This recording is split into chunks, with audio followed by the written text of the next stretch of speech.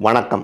மூன்றாவது கண் சார்பாக உங்களை வரவேற்கும் ரவிக்குமார் ராஜேந்திரன். இன்று நான் பேச இருக்கும் தலைப்பு தாய் இல்லாமல் நான் இல்லை என்கிற தலைப்பில் என் தாயாரோடு திருமதி விஜயகுமாரி அம்மா அவர்களோடு என்னுடைய வாழ்க்கை பாதையையும் வாழ்க்கை பயணத்தையும் உங்களோடு பகிர்ந்து கொள்ள இருக்கிறேன். நீரே முக்கண் முதல்வனாயும் ஆகுக. உமது நெற்றியில் ஒரு கண் காட்டிய போதிலும் உமது உடம்பெல்லாம் கண்ணாக்கி சுட்ட போதிலும் குற்றம் குற்றமே. நெற்றிக்கண் சிறப்பினும் குற்றம் குற்றமே. தாய்மை உலகத்திலேயே ஒரு மிக புண்ணியமான பவித்திரமான வார்த்தை. அது மனித இனத்திற்கு மட்டும் சொல்லமல்ல, எல்லா உயிரினங்களுக்கும் சொந்தமானது. நாடு, மொழி, மதம், இனம் என்று எல்லா பரிமாணத்திற்கும் அப்பாற்பட்ட ஒரு புனிதமான வார்த்தை. நமக்கு உயிர் கொடுப்பவர் தந்தை. அந்த உயிரை பாதுகாத்து நம்மை பேணி வளர்ப்பவள், 10 மாதம் சுமந்து வளர்ப்பவள் தாய். தன் இரத்தத்தை பாலாக கொடுத்து நம்மை வளர்க்கிறார். காக்கைக்கும் தன் குஞ்சு பொன் குஞ்சு என்கிற பழமொழி உண்டு. அதாவது தனக்கு பிறந்த குழந்தை எப்படி இருந்தாலும் ஏதுவாக இருந்தாலும் தன் குழந்தையை எக்காரணத்து கொண்டும் தன் தாய் விட்டு கொடுக்க மாட்டாள். என் தாயார் மட்டும் இதற்கு விதிவிலக்கல்ல, அதைவிட ஒரு படி மேல் என்றே சொல்லலாம். இப்பொழுது என்னுடைய தாயாருடைய கதைக்கு செல்வோம். என் தாயார் பிறந்தது கோவை மாவட்டத்தில் உள்ள மேட்டுப்பாளையம் என்ற ஊரில் பிறந்தார். இன்றைக்கி அது ஒரு பெரிய டவுனாக இருக்குது. அன்னைக்கு அது ஒரு குக்கிராமம்.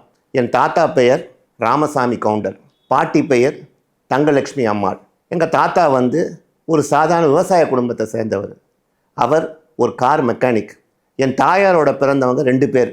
மூத்த சகோதரி பெயர் சரோஜா, இரண்டாவது என் தாயாருடைய உண்மையான பெயர் விஜயலட்சுமி.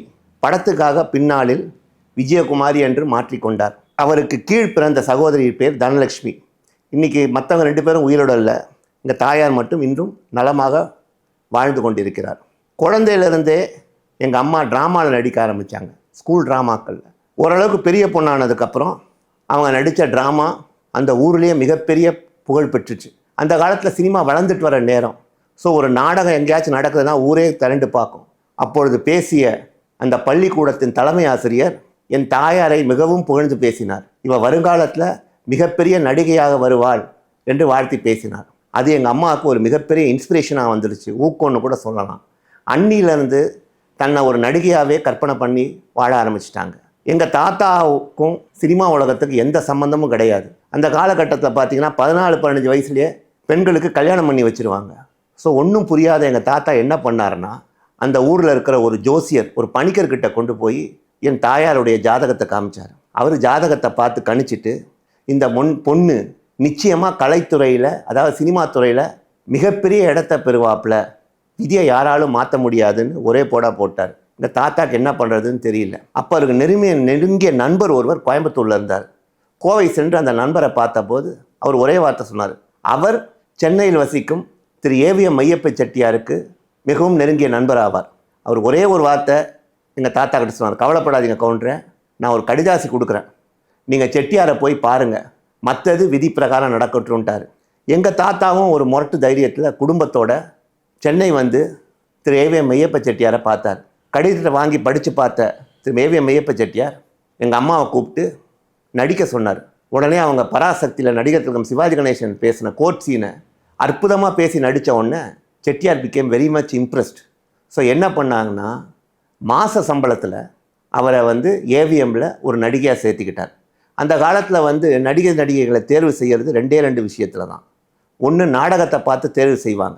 இல்லைன்னா ஏவிஎம் மாதிரி சில பெரிய பட கம்பெனிங்க அந்த காலத்தில் இருந்தாங்க. நடிப்புக்கு தேர்வான யாராக இருந்தாலும் சரி, நடிகனாக இருந்தாலும் நடிகையாக இருந்தாலும் 1 வருஷம் ட்ரைனிங் கொடுப்பாங்க, அதாவது பயிற்சி கொடுப்பாங்க.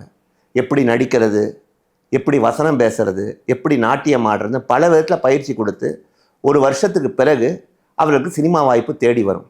அதே மாதிரி 1 வருஷம் அம்மாவோட பயிற்சி முடித்ததுக்கப்புறம் குலதெய்வம் அப்படிங்கிற படத்தில் வில்லியாக ஒப்பந்தம் செய்யப்பட்டார். கதாநாயகன் நடித்தவர் என்னுடைய தந்தை திரு எஸ்.எஸ். ராஜேந்திரன். ஏவிஎம் மையப்ப செட்டியார் எங்கள் அம்மாவை கூப்பிட்டு, இந்த படத்தில் நீ வில்லி வேஷம் பண்ணு, முக்கியமான வேஷம், உனக்கு கதாநாயகன் நடிக்கிறவர் எஸ்.எஸ்.ஆர்னு. யார் அவருன்னு எங்கள் அம்மா கேட்டிருக்காங்க. அதான் பராசக்தி படம் பார்த்தியம்மா, அதில் பிச்சைக்காரனாக நடித்தவர் தான் உனக்கு கதாநாயகன் சொன்னோன்னே எங்கள் அம்மா மனசு ஒடிஞ்சு போயிட்டு எங்கள் பாட்டிக்கிட்ட போய் ரொம்ப வருத்தத்தோடு சொன்னாங்க, பாருமா செட்டியார், படத்துல எனக்கு பிச்சைக்காரனோட என்னை ஜோடி சேர்த்து நடிக்க வைக்கிறானோன்னு எங்கள் பாட்டியும் ரொம்ப வசனத்தோடு வந்து செட்டியார்கிட்ட முறையிடும் போது செட்டியார் சிரிச்சுக்கிட்டே, நீ நேரில் படத்தில் பார்த்த பிச்சைக்காரனா உண்மையாகவே பிச்சைக்காரன் நினைக்காத, நேரில் பார்க்குறதுக்கு ரொம்ப அழகாக இருப்பார் அவர், இப்போ வளர்ந்து வர முக்கியமான நடிகரில் அவரும் ஒருவர் அப்படின்னு சொல்லிட்டு அவரை கூப்பிட்டு என் தாயாருக்கு அறிமுகப்படுத்தி வைத்தார். அதன் பிறகு என் தாயாருக்கு திருப்தி ஏற்பட்டது. அந்த காலகட்டத்தில் பார்த்திங்கன்னா எங்கள் பாட்டிக்கு திடீர்னு உடம்பு சரியாமல் போய் ரொம்ப முடியாமல் போய் இறந்து போயிட்டாங்க, மரணம் ஆயிட்டாங்க. அப்போ என் தந்தை என் தாயாரோடு அவர் குடும்பத்தோடு இருந்து அந்த துக்க நிகழ்ச்சியில் பகிர்ந்து கொண்டு நல்லடக்கம் செய்ய உதவி செய்தார். அன்று முதல் என் தாயாருக்கு என் தந்தை மீது மிகுந்த மரியாதை ஏற்பட்டது.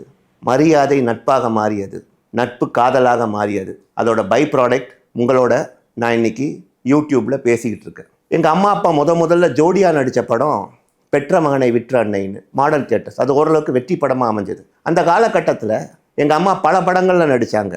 ஆனால் பதிபக்தி, அழகர் மடை கல்வன், இந்த மாதிரி பல படங்கள் சொல்லலாம். ஆனால் தமிழக ரசிகர்கள் அவரை ஒரு சிறந்த குணச்சித்திர நடியாக ஏற்றுக்கொண்ட படம் கல்யாண பரிசு. புதுமை இயக்குனர் ஸ்ரீதர் அவர்களின் முதல் படம். அதில் கதாநாயகன் ஜெமினி கணேசன், கதாநாயகி சரோஜாதேவியா இருந்தாலும் எங்கள் அம்மாவோட கதாபாத்திரம் மிகவும் முக்கியமான கதாபாத்திரம். அந்த படத்தில் உள்ள கதைக்கே அது ஒரு திருப்பு முனையாக அமைந்த ஒரு கதாபாத்திரம். வெள்ளி விழா ஓடிய படம். அது எங்கள் அம்மாவுக்கு மிகப்பெரிய புகழை தேடி தந்தது. அதன் பிறகு எஸ்எஸ்ஆர் பிக்சர்ஸ் எங்கள் சொந்த தயாரிப்பில் என் தந்தை கதாநாயகனாக மட்டுமல்லாது இயக்கிய படம் தங்கரத்னம் மிகப்பெரிய வெற்றி பெற்றது. போலீஸ்காரன் மகள்னு ஒரு படம், அடுத்து ஸ்ரீதர் டைரக்ஷனில், அதுவும் ஒரு வெள்ளி விழா படம். அப்புறம் குமுதம். இந்த சமயத்தில் நான் அவங்களுக்கு பிறந்தேன். ஜென்ரலாகவே ஒரு ஃபீலிங் அப்போ இப்போன்னு எப்பவும் இருக்கும், ஒரு நடிகைக்கு குழந்தை பிறந்தா மார்க்கெட் போயிடும்னு. ஆனால் என்னை பொறுத்த வரைக்கும் என் தாய் தந்தைக்கு நான் பிறந்ததுக்கப்புறம் தான் பெரிய யோகா ஆரம்பிச்சதுன்னே சொல்லலாம். அதுக்கப்புறம் அவன் நடித்த படங்கள் அத்தனையுமே வெள்ளி விழா 100 நாட்கள் ஓடிய படங்கள்னால் அது மிகையாகாது. எல்லாரும் அந்த காலத்தை சொல்லுவாங்களாம், குழந்தை பிறந்த நேரம் பாருங்கள், அம்மா அப்பா கொடி கட்டி பறக்கிறாங்கன்னு. அந்த மாதிரி பல வெற்றி படங்கள் அவர்கள் நடித்தார்கள். இந்த சமயத்தில் புரட்சி தலைவர் எம்ஜிஆருக்கும் என் தாயாருக்கும் உள்ள ஒரு உறவை பற்றி நான் உங்ககிட்ட சொல்ல கடமைப்பட்டிருக்கேன். ஒன்று மட்டும் எனக்கு நிச்சயமாக தெரியும், புரட்சி தலைவர் எம்ஜிஆருக்கும் எங்கள் அம்மாவுக்கும் இருந்த உறவு பூர்வ ஜென்ம தொடர்புன்னு தான் நான் சத்தியமாக நினைக்கிறேன். ஏன்னா கடைசி வரைக்கும் என் தாயாரை தன் சொந்த தங்கையை போல் அவர் பாவித்து வந்தார். கல்யாணமான புதுசு எங்கள் அம்மா அப்பாவை கூப்பிட்டு புரட்சி தலைவர் எம்ஜிஆர் விருந்து வச்சார். அப்போ அவர் லாயட்ஸ் ரோட், அதாவது இப்போ ஏடிஎம்கே ஆஃபீஸ் இருக்குது பார்த்தீங்களா, அப்போ தான் அவரோட வீடு, அங்கே தங்கியிருந்தார். அவங்கள கூப்பிட்டு விருந்து வச்சு ஒரு வெள்ளித்தட்டில் 10,000 ரூபாய் பட்டு புடவை கொடுத்து எங்கள் அம்மா கையில் கொடுத்து ஆசீர்வாதம் பண்ணி அனுப்பிச்சார். 10,000ங்கிறது இன்றைக்கி ஒரு சாதாரண காசு. அந்த காலத்தில் அது 15 லட்சத்துக்கு சமம். அதுக்கு பிறகு பார்த்திங்கன்னா பல படங்கள், பல தயாரிப்பாளர்கள், இயக்குனர்கள் எம்ஜிஆர் அணுகுனாங்க, விஜயகுமாரியோட ஜோடியாக சேர்ந்து நீங்கள் நடிக்கணும்னு. அப்போ அவர் சொன்ன ஒரே வார்த்தை, என் தங்கச்சி என் தம்பி பொண்டாட்டி, அவளோட நான் ஜோடியாக மட்டும் எந்த படத்தும் நடிக்க மாட்டேன்னு. இது பண ரீதியாக எங்கள் அம்மாவுக்கு ஒரு பெரிய நஷ்டமாக இருந்தாலும் என்கிட்ட அடிக்கடி சொல்லுவாங்க, என்னோட கூட பிறந்தது 2 சகோதரிகள், ஆனால் கடைசி வரைக்கும் எனக்கு அண்ணன் இல்லாத குறைய தீர்த்து வச்சவர் திரு எம்ஜிஆர் அவர்கள் தான். அதே மாதிரி நடிகர் திலகம் சிவாஜி கணேசனோட நெருக்கமான தொடர்பு எங்கள் குடும்பத்தோடு இருந்தது. பல படங்களில், வெற்றி படங்களில் அவரோடு சேர்ந்து எங்கள் அம்மா நடிச்சிருக்காங்க. அதில் அவன் ஒரு விதத்தில் ஷீ இஸ் ரெக்கார்ட் ஹோல்டர்னு சொல்லலாம். ஏன்னா நடிகர் திலகம் சிவாஜியோடு ஜோடியாக, தங்கையாக, மகளாக, அக்காவாக நடித்த ஒரே நடிகை என் தாயார் விஜயகுமாரி அம்மா தான். ஜோடியாக குங்குமம்னு ஒரு படத்தில் நடிச்சிருப்பாங்க. அப்போ ராஜராஜ சோழன் ஒரு படம்னு நினைக்கிறேன். அதே வருஷத்தில் அவங்க பார்த்திங்கன்னா மகளா பார்மகளே பாருன்னு ஒரு படத்தில் நடிச்சிருப்பாங்க. சகோதரியாக பல படத்தில் நடித்து எல்லாமே வெற்றி படங்கள். அக்காவா அன்பை தேடின்னு ஒரு படம். நடிகர் திலகம் சிவாஜி கணேசன் விளையாட்டுத்தனமாக சொல்லுவார் எங்கள் அம்மா கிட்ட, விஜயா நீ எல்லா வேஷமும் நடிச்சிட்ட, எனக்கு நீ அம்மாவாகவும் பாட்டியாக மட்டும்தான் நடிக்கணும், அதுதான் பாக்கியும்பார். 2வது அவங்க வாழ்க்கையில் நடந்த ஒரு விஷயத்தை நான் அவங்களோட பகிர்ந்துக்க விரும்புகிறேன். நானும் ஒரு பெண்ணுன்னு ஒரு படத்தில் அம்மா புக்கானாங்க. அந்த சமயத்தில் அம்மாவை எல்லாருமே என்ன சொன்னாங்கன்னா, நீ அந்த படத்தில் நடிக்காத, கருப்பு பொண்ணு, உன்னோட அழகை நீயே கெடுத்துட்டு நடித்தா உனக்கு இருக்கிற மார்க்கெட்டெல்லாம் போயிடும் அப்படின்னாங்க. அம்மா ஒரு குழப்பத்தோடையே அந்த படத்தில் ஒப்புதல் கொடுத்துட்டு முதல் நாள் ஷூட்டிங் அன்னைக்கு நடிகர் சிவாஜி கணேசன் கிட்ட ஆசீர்வாதம் வாங்க போனாங்க. இப்போ நடிகர் சிவாஜி கணேசன் அவர்கள் ஆசீர்வாதம் பண்ணிட்டு சொன்னார், விஜயா இந்த படத்தில் உனக்கு மிகப்பெரிய வெற்றியும் பேரும் காத்துக்கிட்டு இருக்கு. எனக்கு இப்படி இந்த மாதிரி வேஷம் அமையிலேயே நான் வந்து பொறாமப்படுறேன் உன்னை பார்த்து, நீ தைரியமாக நடினார். அவர் வாக்கு பளித்தது. அந்த படம் வெள்ளி விழா கண்ட படம். அதே மாதிரி பச்சை விளக்குன்னு ஒரு படத்தில் பார்த்தீங்கன்னா கண்ணகியே வருகன்னு ஒரு பாட்டு அவர் பாடுவார். கடைசி வரி அந்த வரி வரும். அந்த பாட்டை பாடி முடித்து ஒரு மாதத்தில் பூம்புகாருங்கிற ஒரு படத்தில் நடித்து கண்ணகியாக நடித்து அதுவும் ஒரு வெள்ளி விழா கண்ட படம். அதுலேயும் அவருக்கு மிகப்பெரிய பேரும் புகழும் கிடைத்தது. தமிழ் திரைப்பட உலகில் பார்த்திங்கன்னா 2வது அதிகமான ஜோடியாக நடித்த ஜோடி யாருன்னு பார்த்தீங்கன்னா என் தாய் தந்தைவர் தான். முதல் இடத்தை பிடித்தவர்கள் மக்கள் தலைவர் எம்ஜிஆரும் ஜெயலலிதா அம்மாவும். அதன் பிறகு அதிகமாக ஜோடியாக சேர்ந்து நடித்தவர்கள் என் தாயாரும் தந்தையும் தான். அது ஒரு படம் 2 படம் கம்மியாக இருக்கும்னு நான் நினைக்கிறேன். ஏறத்தாழ 50 வருட கலையுலக வாழ்க்கை. 4வருங்கிற படத்தை தொடங்கி கடைசியாக அவங்க நடித்த படம் காதல் சடுகுடு. விக்ரம் கதாநாயகனாக நடித்த படம். 4 தலைமுறை நடிகர்களோடு நடித்த பெருமை என் தாயாருக்கு உண்டு. 2 படங்களை இந்த காலத்தில் குறிப்பிட்டு சொல்ல வேண்டும் என்றால், ஒன்று பூவே உனக்காக, விஜயோட சேர்ந்து ஒரு படம் நடிச்சிருப்பாங்க. அந்த படம் வந்து மிகப்பெரிய வெற்றி பெற்ற படம்.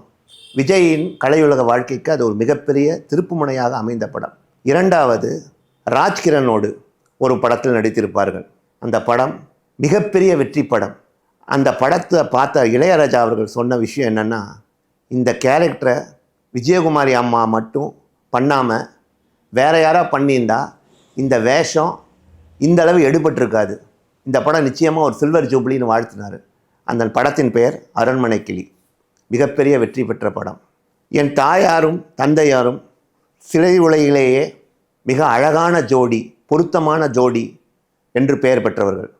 அவங்க போகும்போது நிறைய பேர் சொல்லுவாங்களாம், ராமர் சீதை மாதிரி இருக்காங்க 2 பேரும். அவங்க கண்ணு பட்டுச்சோ என்னமோ தெரியல, 12 வருஷத்துக்கு அப்புறம் அவங்க பிரிய வேண்டிய ஒரு துர்பாக்கியமான சூழ்நிலை ஏற்பட்டுச்சு. அதில் உண்மையாகவே அதிகமாக பாதிக்கப்பட்டது நான் தான். என் தந்தையை பொறுத்த வரைக்கும் பண விஷயத்தில் அவர் ரொம்ப கேர்லெஸ்ன்னு சொல்லுவோம். பண விஷயத்தில் அவர் கவனமே கிடையாது.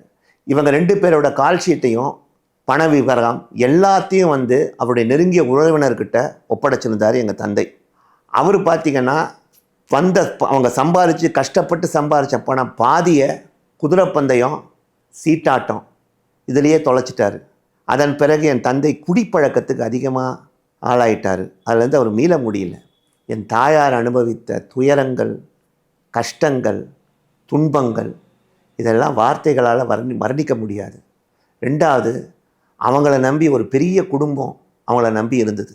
அவருடைய அக்கா, கல்யாணமாகாத அவங்க அக்கா மகள், கல்யாணமாகாத தங்கச்சி, தாத்தா, நான், இவங்க அத்தனை பேர்த்தையும் அவங்க கவனிக்க வேண்டிய சூழ்நிலை இருந்தது.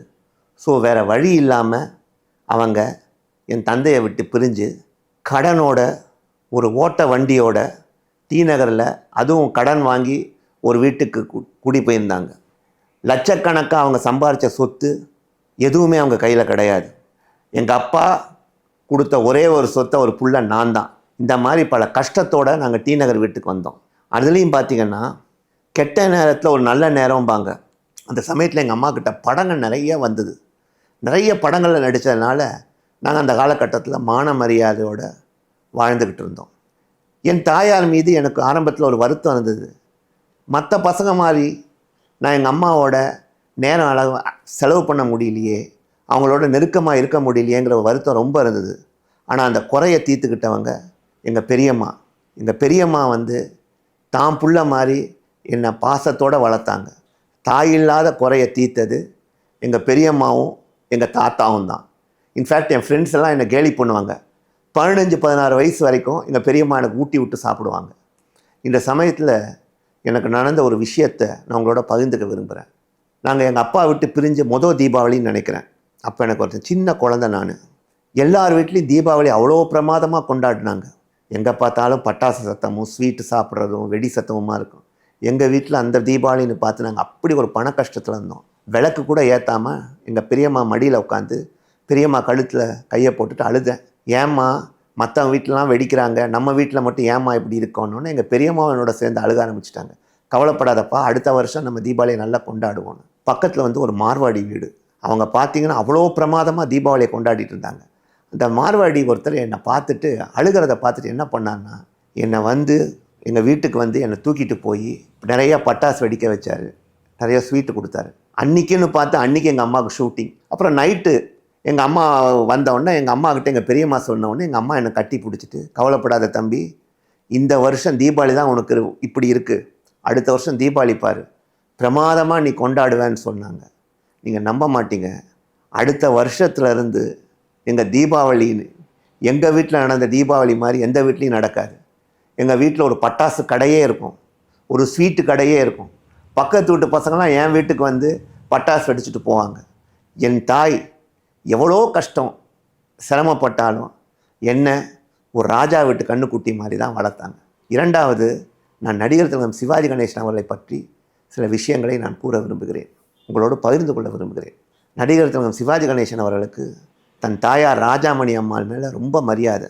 அவங்கள பெருமைப்படுத்துகிற வகையில் அவர் வீட்டை வந்து அன்னை இல்லம்னு பேர் வச்சார். என்னை பொறுத்த வரைக்கும் என்றைக்குமே அது என் அன்னை இல்லம்தான். ஏன்னா குழந்தையில நான் அதிகமான நாள்களை கழித்தது நடிகர் திலகம் சிவாஜி கணேசன் வீட்டில் தான். அந்த வீட்டில் இருக்கிறவங்க அத்தனை பேரும் என்னை தன் சொந்த புள்ள மாதிரி, ஒரு சொந்த குழந்தை மாதிரி பார்த்து அவ்வளவு நல்லா கவனிச்சுக்கிட்டாங்க. தாய் தந்தை உறவு, அண்ணன் தங்கை உறவு, அக்கா தம்பி உறவு, மாமன் மச்சான் உறவு, சித்தப்பா பெரியப்பா உறவு, இது அத்தனையுமே வந்து நான் புரிஞ்சுக்கிட்டது நடிகர் திலகம் சிவாஜி கணேசன் வீடு தான்.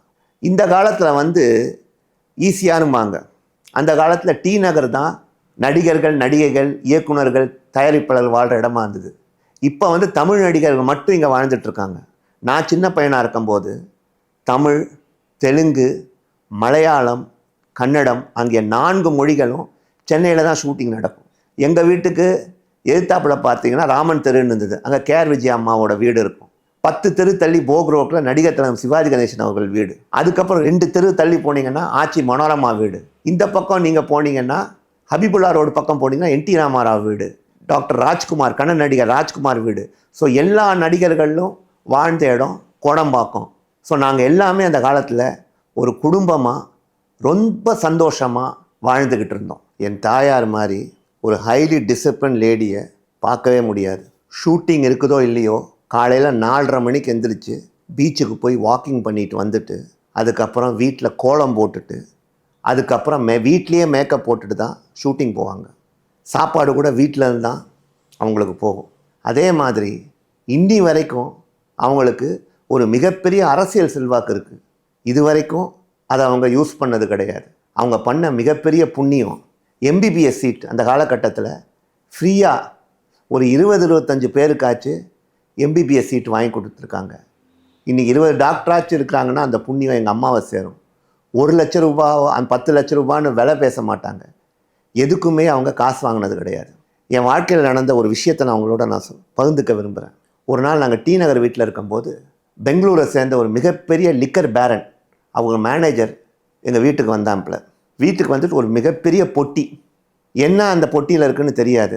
எங்கள் அம்மா உட்கார வச்சு என்னன்னு விசாரிக்கும் போது, மேடம் நான் இந்த கம்பெனிலேருந்து நாங்கள் வரோம், இந்த பொட்டி ஃபுல்லாக பணம் இருக்குது, நீங்கள் சிஎம் எம்ஜிஆருக்கும் ஜானகி அம்மாவுக்கும் ரொம்ப நெருங்கி பழகுறவங்கன்னு எங்கள் பாஸுக்கு தெரியும், இதை வந்து உங்களுக்கு ப்ரெசண்ட்டாக கொடுக்க அனுப்பிச்சாருன்னு எங்கள் அம்மாவுக்கு பயங்கர கோவம் வந்துடுச்சு.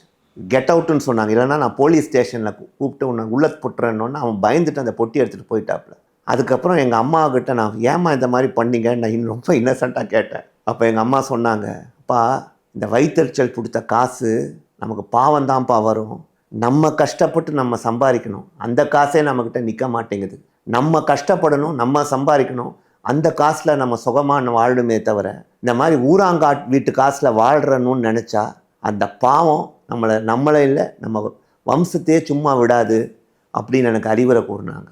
நான் கூட எவ்வளோ தடவை எங்கள் அம்மாக்கிட்ட கேட்டிருக்கேன், ஏம்மா உங்களுக்கு இவ்வளோ இன்ஃப்ளூயன்ஸ் இருக்கேம்மா, நீங்கள் நினச்சா எந்த காரியம் வேணாலும் சாதிக்கலாம், எனக்காச்சும் நீங்கள் எதுவும் என்னமா ரெக்கமெண்டேஷன் எதுவும் போகாமல் இருக்கீங்கன்னு சொல்கிறதுக்கு எங்கள் அம்மா சொல்கிற ஒரே ஒரு வார்த்தை, இன்றைக்கி நான் ஒரு இடத்துக்கு போனேன்னா எல்லாரும் என்னை பார்த்து கையெடுத்து கும்பிட்டு என்னை உட்கார வச்சுட்டு தான் அவங்க உட்கார்றாங்க.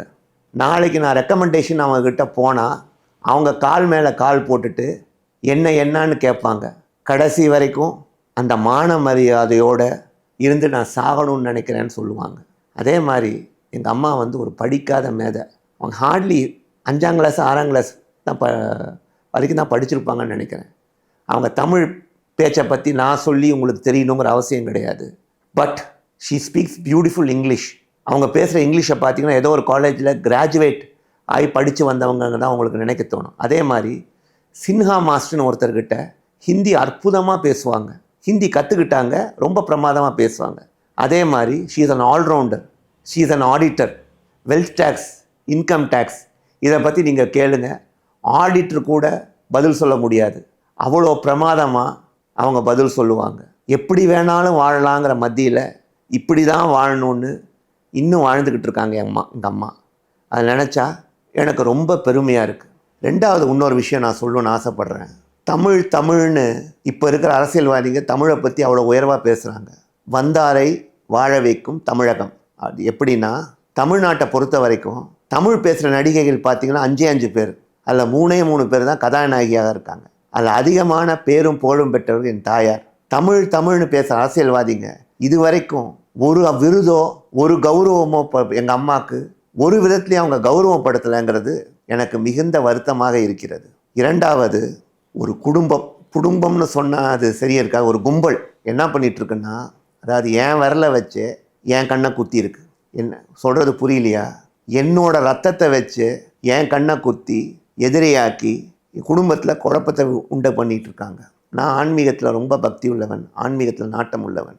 எனக்கு நான் யாருக்கா கெடுதல் பண்ணால் அதோட 10 மடங்கு கெடுதல் எனக்கு வந்து சேரும்னு நினைக்கிறேன். ரெண்டாவது, நான் வாழ்க்கையில் கற்றுக்கிட்ட மிகப்பெரிய பாடம் தொப்புள் கொடி உறவு ரொம்ப புனிதமானது. கடைசி வரைக்கும் நமக்கு ஏதாவது பிரச்சனைனா நம்ம பெத்த தாய் தந்தைக்கு தான் அந்த வழி வருமே தவிர மற்றவங்க யாருக்கும் வழி வராது. ஏறத்தாழ 45 வருஷத்துக்கு அப்புறம் என் தந்தையை போய் பார்த்தேன், அவரோட மனம் விட்டு பேசினேன். சில விஷயங்களை நினச்சி ரொம்ப வருத்தப்பட்டார்.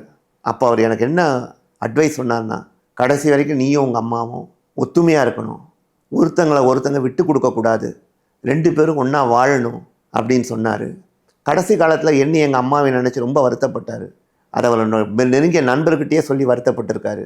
கண் கட்ட பிறகு சூரிய நமஸ்காரம், அதனால் எந்த பிரயோஜனமும் இல்லைன்னு நினைக்கிறேன். கடைசியாக இந்த காணொலியை பார்க்குறவங்களுக்கு நான் ஒரு அட்வைஸ் கிடையாது, அறிவுரைன்னு எடுத்துக்கிட்டால் எப்படி வேணாலும் நீங்கள் எடுத்துக்கலாம். உங்களுக்கும் உங்கள் பெற்றோர்களுக்கும் எந்த மனக்கசப்போ மன வேற்றுமையாக இருந்தால் நீங்கள் தயவு செஞ்சு அவங்கக்கிட்ட போய் பேசி பிரச்சனையை தீர்த்துக்குங்க. 3வது மனுஷங்க யாராக இருந்தாலும் சரி, சொந்தக்காரங்களாக இருந்தாலும் சரி, தயவு செஞ்சு அவங்கள இதில் சேர்க்காதீங்க. சின்ன விஷயத்தை கூட பெரிய பிரச்சனையாக ஊதி விட்டுருவாங்க. கடைசியில் நஷ்டப்பட போகிறது நம்ம தான். வணக்கம். எனக்கொரு தாய் இருக்கின்றாள், என்றும் என்னை காக்கின்றாள்.